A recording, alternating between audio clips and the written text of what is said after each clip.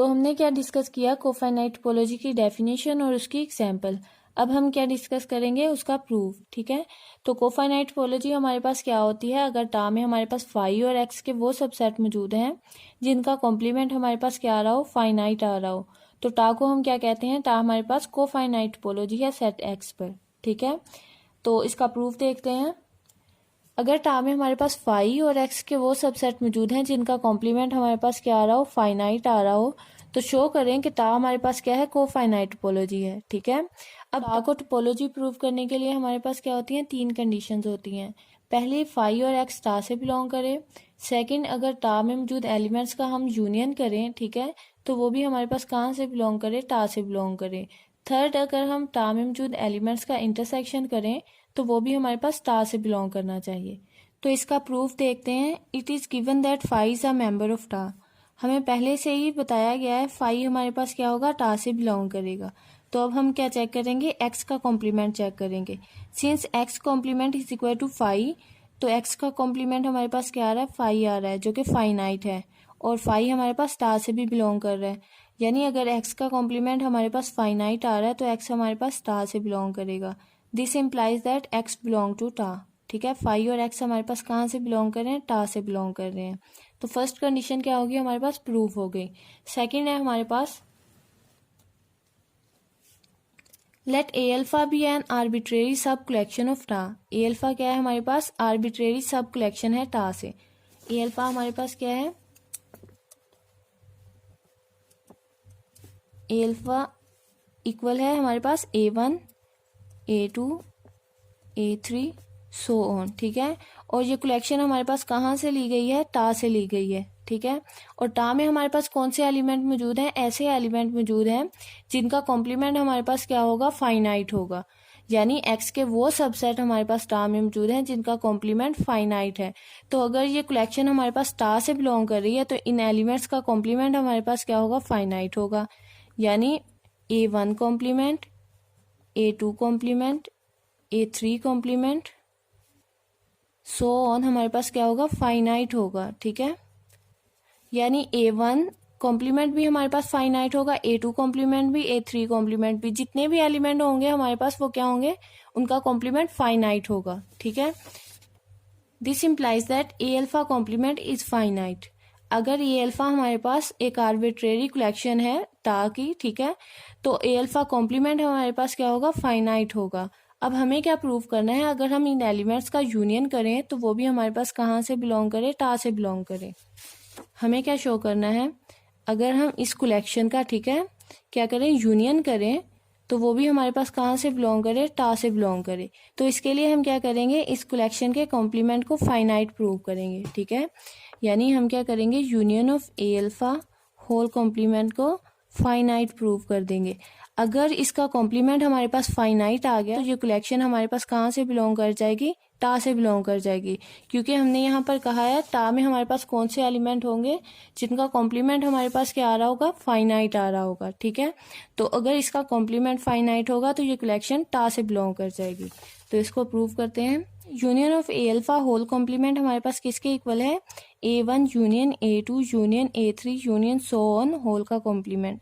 यानी जो हमारे पास कलेक्शन थी उसका हमने यूनियन लिया और होल का कॉम्प्लीमेंट ले लिया। ठीक है, अब यूनियन को हमने क्या किया, इंटरसेक्शन में चेंज कर दिया बाय डी मॉर्गन्स लॉ। ठीक है, डी मॉर्गन्स लॉ हमारे पास क्या है, अगर हमारे पास A यूनियन B होल का कॉम्प्लीमेंट है तो किस में चेंज हो जाएगा, A complement intersection B complement, यानी इंटरसेक्शन आ जाएगा और कॉम्प्लीमेंट अलग अलग आ जाएगा। ठीक है, तो यहाँ पर हमारे पास क्या हो जाएगा, A1 complement intersection A2 complement intersection A3 complement intersection so on. ठीक है, और intersection of A alpha complement हमारे पास क्या है, फाइनाइट है।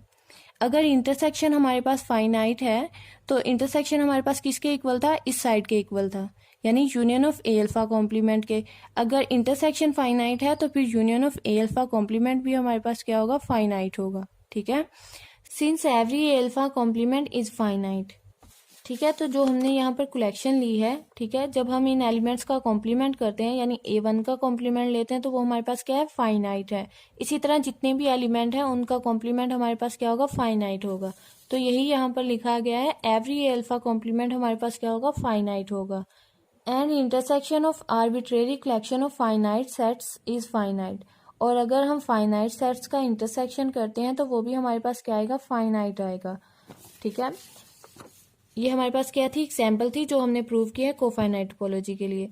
तो अगर हम इन एलिमेंट्स का इंटरसेक्शन करते हैं जो हमारे पास फाइनाइट एलिमेंट है, ठीक है, तो 2 और 1 का कर लेते हैं। ठीक है, इंटरसेक्शन जितने भी एलिमेंट्स का आप इंटरसेक्शन करें फाइनाइट एलिमेंट का, तो वो हमारे पास क्या आएगा, फाइनाइट ही आएगा।